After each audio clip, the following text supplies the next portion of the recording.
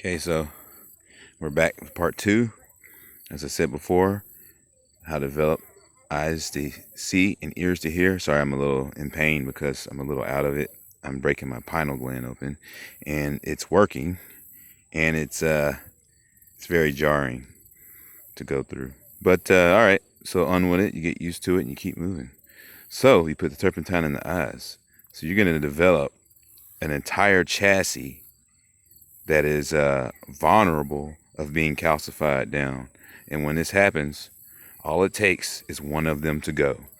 And what does it mean when one of them goes? It pops out, or the eye pops out, or this eye pops out, or that ear pops out. And if any of these go, or this breaks all the way, the whole thing goes. So that's why I look at it as an opponent. So you develop eyes to see, you can see them in a tangible phototonic state, because this place is a light simulation. So you can see them. If you get ears to hear, you can hear them talking. You can hear the trees and everything else. So the wholeness of the being is not a book of spirituality, but a hard, strenuous exercise out of mediocrity into a wholeness of yourself that allows you to grasp and attain spirituality to yourself. And that is what true spirituality really is. I mean, to be spiritual is not to just be good or whatever. It is a good attribute to have within your spirituality, because that is how it works and operates, and that's how positivity and manifestations and miracles work. A lot of people put under mind control have smiles on their faces when they're doing atrocities, because it allows them to keep hold of that love frequency and realm where it is manipulated to I guess. If you watch Three Guys and a Hammer, you'll see the kids under mind control, and they smile after they do what they do. So you can tell that they're on a love frequency of sorts, and it's the only way that you can be on that side, from my understanding. And it's a manipulation of a love frequency and expectations thereof. But all right, so this whole thing blows if any of them blow. So I attack it like it's an opponent. I say, all right, so how do I get all of this out? I sit in these bands, and I sit in them. I put these gloves on, and I soak them in turpentine. I put them on the chi meridian spots, or I just pour it on there, and I let it sit. And eventually, you'll notice that all of your hands and ligaments and everything will all start to go down to the muscles, just like Goku. It cuts all of it out.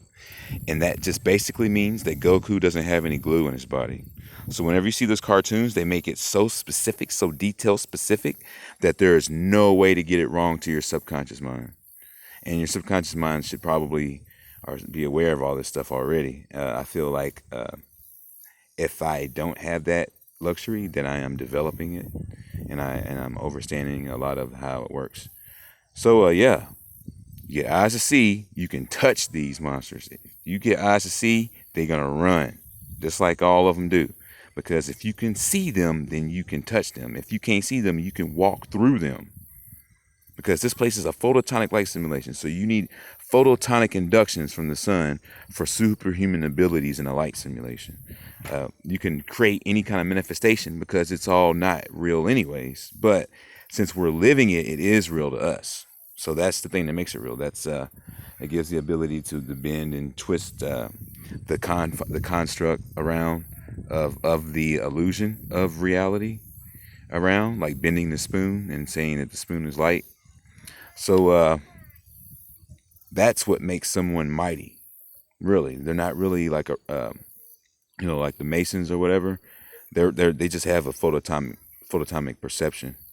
And sorry, my head is hurting.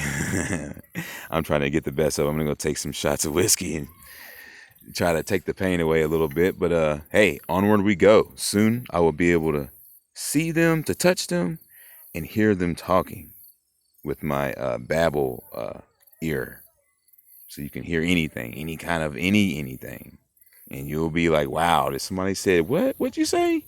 And you'll see them. Oh, you split into two using your chakras, and you're in that other space having alternate conversations. Right next to me. Well, now I've got you.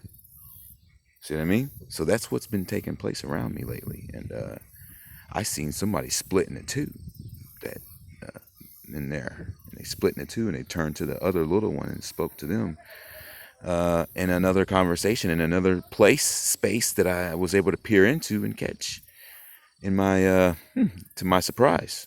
So there you go. So let's just keep going. I have a lot of things on the grill cooking that'll create awareness and help save the day. A lot of things are going, and that's what you want. You want to attack it like a virus. Like you have a bunch of viruses, and you just want to bring them down on a one thing or a bunch of strategies, and it just guarantees it. Because I'm obsessive compulsive, and like that could be a bad thing. Like ADD could be a bad thing. It's really just you are who you are. You really are who you are, and depending on how serious you are about stuff, determines how you go about things. But I'm so on it, and I do want to enjoy my luxuries. I'm gonna take a shot of whiskey. I like beer usually, but maybe I'll kind of cut back this week on that, or maybe I'll have a little bit. And I like a little bit of marijuana too. But that means I got to keep up with the turpentine because marijuana has a glue elementation to it. So onward we go. Out comes the spine. Out comes the ears and the eyes and the pineal gland into the spirit realm and on to save the day. Any kind of way. Stay awake.